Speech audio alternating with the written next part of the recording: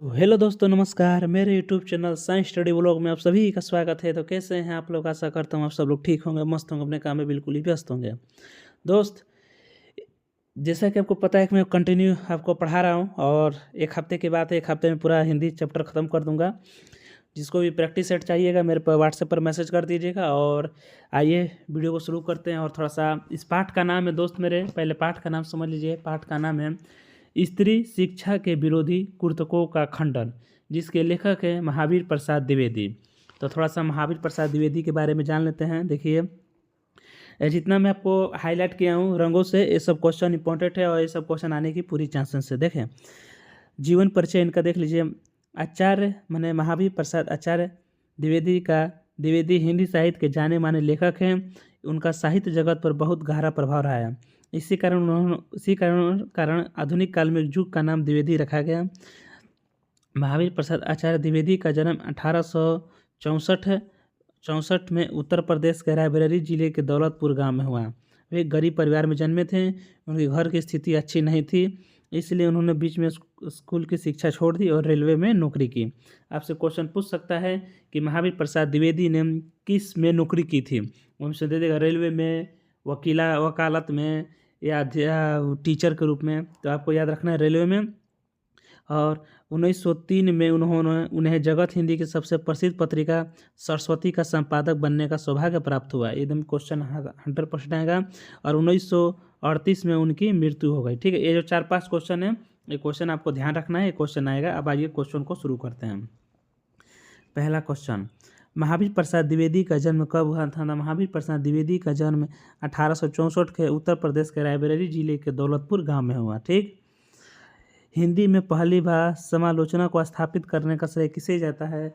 तब किसके बारे में पढ़ रहे हैं? तो महावीर प्रसाद द्विवेदी जी को जाता है। ठीक है, इज द राइट आंसर।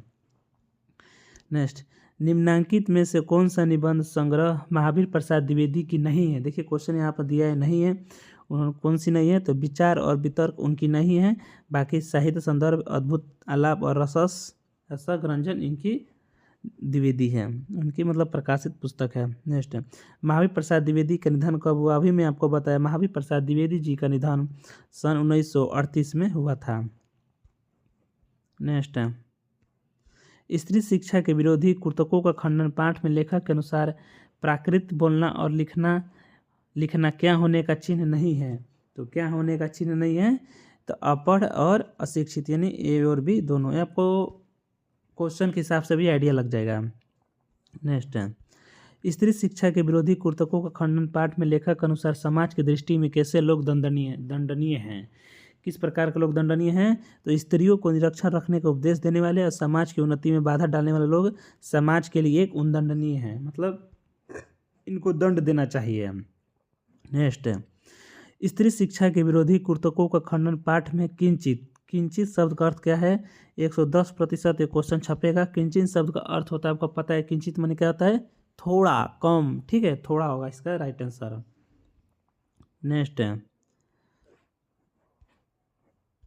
स्त्री शिक्षा के विरोधी कुर्तकों का खंडन। पाठ के आधार पर व्याभिचारी शब्द का अर्थ क्या है? आपको अर्थ जरूर पूछेगा, तो याद रखिएगा। व्याभिचारी अर्थ का होता है पापी, पाप, दुष्ट प्राणी। नेक्स्ट, महावीर प्रसाद द्विवेदी ने कितने वर्ष तक पत्रिका सरस्वती का संपादन किया? तो कितने वर्ष तक किया था? 17 वर्ष तक। यह सब क्वेश्चन भाई पूछेगा, इसी सब क्वेश्चन पूछेगा। नहीं पढ़िएगा तो इसमें देख लीजिए आपकी प्रॉब्लम है। नेक्स्ट, महावीर प्रसाद द्विवेदी महिला मोद नामक प्रकाशन का मतलब कब इन पुस्तक का प्रकाशन किया? महिला मोद पुस्तक का प्रकाशन इन्होंने कब किया था? तो 1925 में। एकदम बहुत ही जबरदस्त क्वेश्चन है। नेक्स्ट, स्त्री शिक्षा विरोधी कुर्तकों का खंडन। पाठ के आधार पर पुराने संस्कृत में कवियों के नाटकों में कुलीन स्त्रियों से किस भाषा में बात कराई गई? तो अनपढ़ों की भाषा में। ठीक है, अपढ़ों की भाषा में, अनपढ़ की भाषा में। नेक्स्ट, स्त्री शिक्षा विरोधी कुर्तकों का खंडन। पाठ में गंवारों की भाषा में छोटा सा श्लोक कौन लिखती थी? तो शकुंतला जी लिखती थी। नेक्स्ट, स्त्री शिक्षा विरोधी कुर्तकों का खंडन। पाठ के आधार पर शकुंतला ने जो कटु वाक्य दुष्यंत को कहे, वह किसका दुष्परिणाम था? तो वह किसका दुष्परिणाम था? तो शिक्षा का दुष्परिणाम था। Is the right answer. Next, स्त्री शिक्षा के विरोधी कुर्तकों खंडन पाठ में बौद्ध भिक्षुणियों की पद रचना किसमें संकलित है? तो किसमें संकलित है? थेरी गाथा में। ठीक है, थेरी गाथा में संकलित है। नेक्स्ट, स्त्री शिक्षा के विरोधी कुर्तकों को खंडन पाठ के आधार पर गाथा सप्तशती को किस भाषा का ग्रंथ माना जाता है?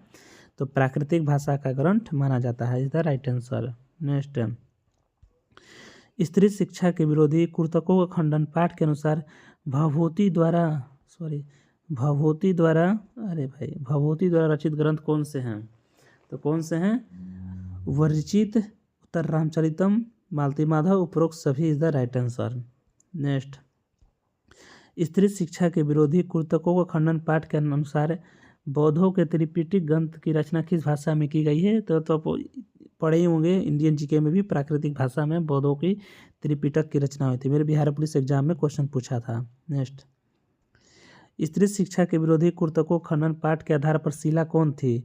शीला की 19 का ए, कोरिडन्य मुनि की पत्नी। नेक्स्ट, स्त्री शिक्षा के विरोधी कुर्तकों खंडन पाठ में द्विवेदी जी के अनुसार कैसे लोग स्त्री शिक्षा के विरोधी हैं? कैसे लोग हैं? सुशिक्षित लोग, धर्मशास्त्र लोग, संस्कृत के विद्वान लोग, उपरोक्त सभी। जहाँ उपरोक्त सभी और ये भी दोनों आए वो अधिकतर सही होता है, दबा के मार दीजिएगा। नेक्स्ट, महाब्रह्मज्ञानी राजा जनक की सुपुत्री कौन थी? स्त्री शिक्षा विरोधी कुर्तकों खंडन के पाठ के आधार पर कि महाब्रह्मज्ञानी राजा जनक की सुपुत्री कौन थी? तो पता ही है आपको, रामायण में सीता जी थी। ठीक है दोस्तों, देखिए मैं इस पाठ को पूरा पढ़ा दिया हूँ। ठीक है, 20 से 21 क्वेश्चन है। इसी क्वेश्चन में से आपको एग्जाम में लगभग 5 या 6 क्वेश्चन पूछेगा, इससे ज़्यादा नहीं पूछेगा। लेकिन पढ़ लीजिएगा भाई, तो बहुत फायदा है। नहीं पढ़ेगा तो आप समझिएगा। इसका PDF चाहिएगा तो मेरा व्हाट्सएप नंबर 9507540996 पर मैसेज कर दीजिएगा, PDF दे दूँगा। ठीक है दोस्तों, मिलेंगे नेक्स्ट वीडियो। तब तक के लिए जय हिंद।